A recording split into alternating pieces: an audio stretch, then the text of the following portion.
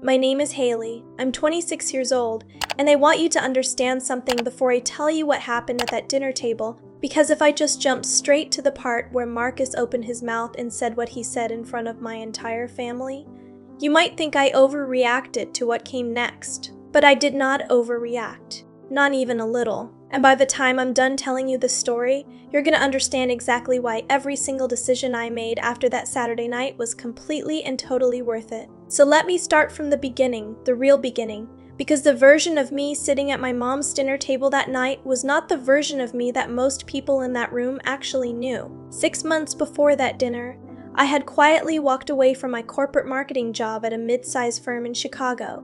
I had been there for 4 years. I was good at my job. My boss liked me. My numbers were solid.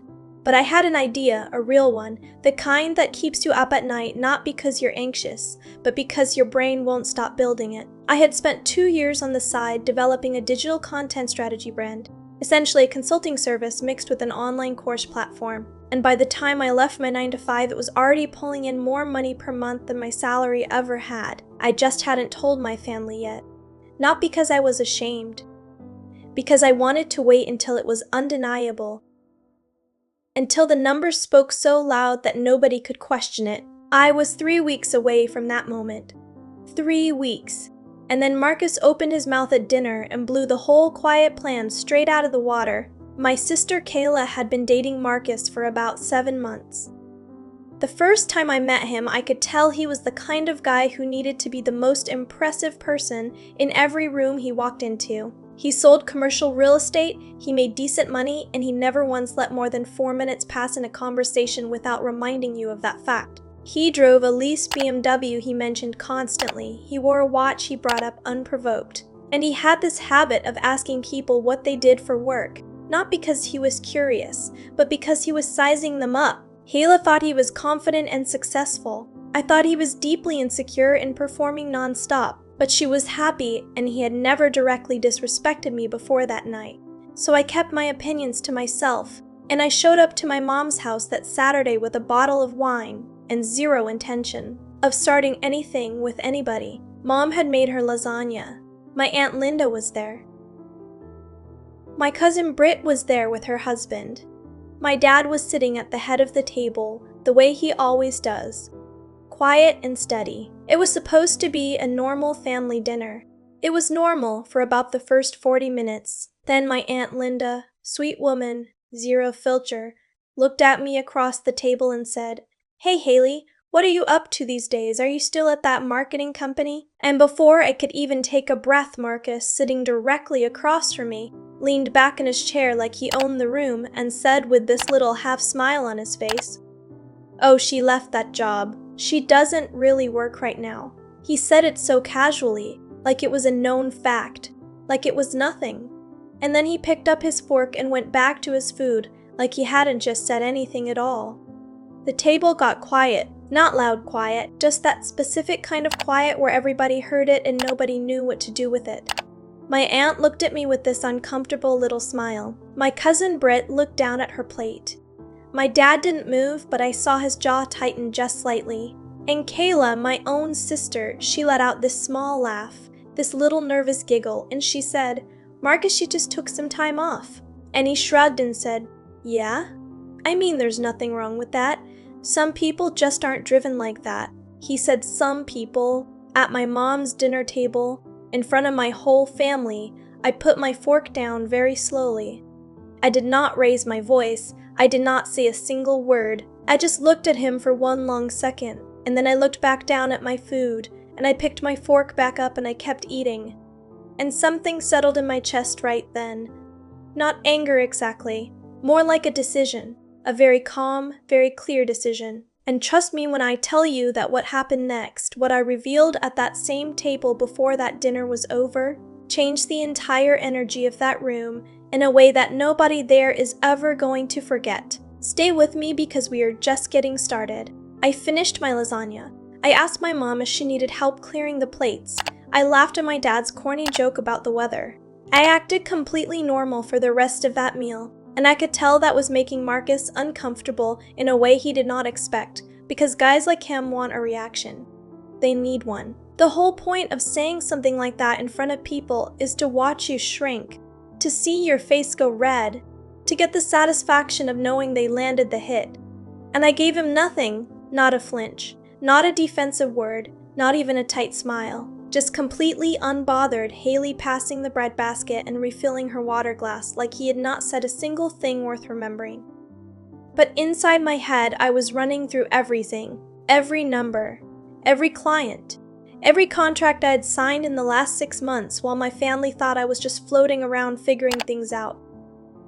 I had 11 paying clients on monthly retainer. I had an online course that had generated over $40,000 in revenue since I launched it quietly 4 months ago. I had a waitlist, an actual waitlist of people wanting to work with me, and I had a meeting scheduled the following Tuesday with a mid-sized e-commerce brand out of Austin that wanted to bring me on as their full consulting partner for a 12-month contract worth more money than Marcus probably made in a year selling his commercial real estate listings. I knew all of this. I was sitting on all of this, and Marcus was sitting across from me calling me undriven over a plate of my mother's lasagna. So yeah, I was calm. I was very, very calm. After dinner, everyone moved to the living room the way they always do. My dad turned on the game, my aunt and mom started talking in the kitchen, and Marcus settled into the couch like he was completely at home, arms stretched across the back cushion behind Kayla, talking to my cousin Britt's husband about interest rates or mortgage something.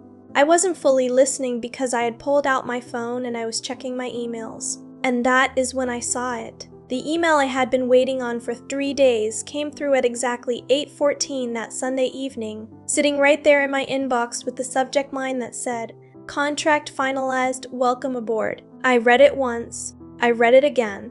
I set my phone face down on my knee, and I looked across the room at nothing in particular for just a second. And then I looked up and I made a decision.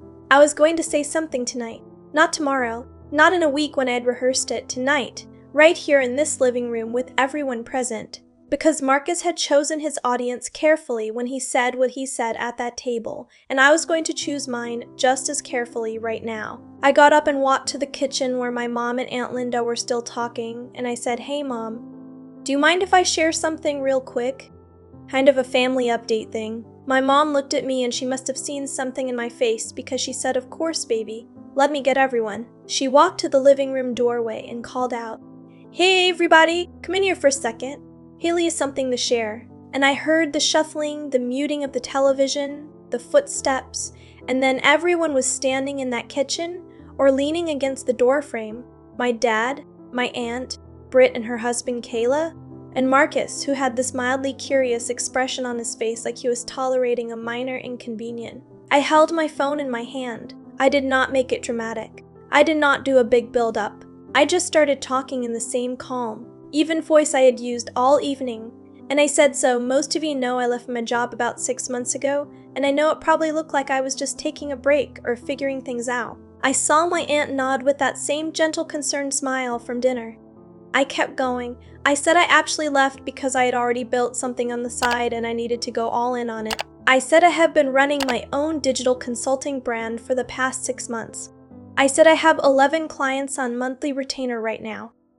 I watched my mom's eyes go wide. I said I launched an online course earlier this year and it has brought in over $40,000 so far. My Aunt Linda actually put her hand over her mouth. My dad straightened up slowly from where he was leaning against the counter. I said, and tonight, about 20 minutes ago, I received a confirmed contract with a company in Austin for a full-year consulting partnership. I paused for just 1 second, and then I said it is the highest-paying contract I have ever signed. The kitchen was dead silent. I did not look at Marcus right away. I looked at my mom first, who had tears in her eyes, and then at my dad, who was nodding slowly with this look on his face that I will remember for the rest of my life. And then I looked at Marcus, and I want you to know that the expression on his face in that moment was worth every single second of silence I had held at that dinner table. Marcus was not smiling anymore. That easy, leaned back, I own every room I walk into energy he had carried through that entire dinner was just gone. Like someone unplugged it. He was standing in my mother's kitchen doorway with his arms crossed and this look on his face that was trying very hard to appear unbothered but was landing somewhere closer to stunned, and I could see him working through it in real time, trying to figure out what expression he was supposed to wear right now, what words he was supposed to say, how a guy like him recovers from a moment like this in front of a room full of people who all just watched him get it completely wrong. And the thing is, he did not recover. There was no smooth line waiting for him. There was no subject change fast enough, because everyone in that kitchen had heard what he said at dinner, and now everyone in that kitchen was hearing this, and the math was not complicated. My Aunt Linda was the first one to speak, and she looked directly at me and said, "Hailey, that is incredible, baby. I am so proud of you," and her voice cracked just slightly when she said it, and that got my mom going, and suddenly my mom was hugging me and saying, "I knew it. I knew you were up to something. I could feel it." And my dad walked over slow and steady, the way he always moves, and he put his hand on my shoulder and squeezed once and did not say anything, and that one squeeze said everything I needed to hear from him. Britt was grinning so wide she looked like she might actually burst, and her husband gave me a genuine congratulations that felt real and warm. And Kayla, my sister. She was quiet for a moment longer than everyone else, and I watched her face go through about 6 different emotions in about 4 seconds. And then she stepped forward and hugged me and whispered in my ear, "I'm sorry," and I hugged her back because I knew that apology was about more than just tonight. Marcus said congratulations. That was it. 2 words, flat, tight, delivered to somewhere around my left shoulder because he could not fully make eye contact. And then he said something to Kayla about needing to get going soon because he had an early morning, and the energy shift in that room was so obvious, so complete, that even my Aunt Linda, who genuinely tries to see the best in everybody, did not try to talk him into staying longer. He left about 20 minutes later, and I watched Kayla walk him to the door, and I did not follow, and I did not listen, and I did not need to. I already knew.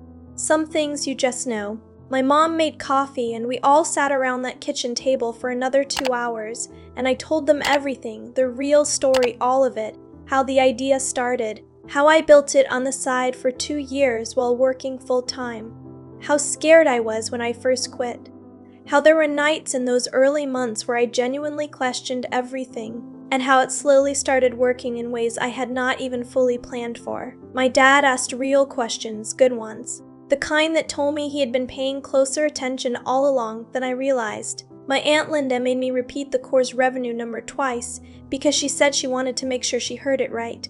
And I sat there in my mother's kitchen, surrounded by the people I love most, and I felt something settle in me that had been restless for a long time.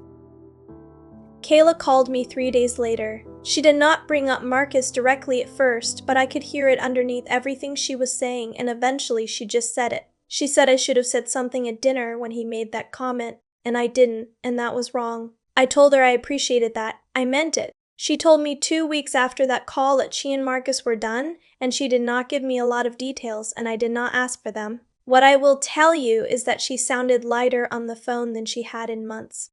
As for me, I signed that Austin contract the following Tuesday. I brought on 2 more clients before the end of that month. I am building something real, and I am building it on my own terms. And nobody who ever sat across from me at a dinner table and decided I was not driven enough is going to be around to see how far it goes. Here's the thing I want you to take away from all of this. You do not owe anyone a preview of your progress. You do not have to defend yourself to people who made up their minds about you before you ever opened your mouth. Sometimes the most powerful thing you can do is stay quiet. Stay focused, and let the truth show up right on time. And trust me, when it does show up, it shows up loud.